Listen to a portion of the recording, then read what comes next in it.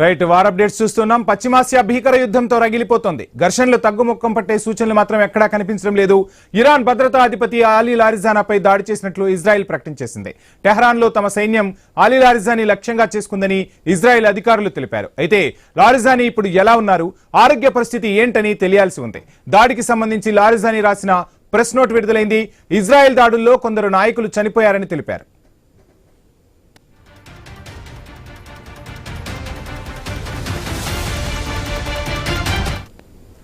ఇక ఇటీవల మృతి చెందిన Iran supreme leader Ayatollah Ali ఖమేనీకి లారిజానీ కుడిభుజంగా వ్యవహరించారు. దేశ భద్రత, ఇరాన్ అణు కార్యక్రమం తదితర వ్యవహారాల్లో కీలక పాత్ర పోషించారు. Supreme council of the cultural revolution లోనూ సభ్యుడిగా కొనసాగుతున్నారు. మరోవైపు బాసిస్ ఫోర్స్ కమాండర్ మృతి చెందినట్లు ఇజ్రాయెల్ సైన్యం ప్రకటించింది. ఓ క్యాంపులో సాలమనీని లక్ష్యంగా చేసుకుని దాడి జరిగిందని సైన్యం తెలిపింది.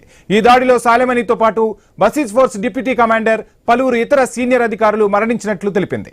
పాలస్తీనా ఇస్లామిక్ నేత అక్రమ్ అల్ ఔజరీ తదితరులపైన దాడులు చేసినట్లు ఇజ్రాయెల్ ప్రకటించింది. ఈ దాడుల్లో అల్ ఔజరీ మరణించి ఉండొచ్చని పేర్కొంది.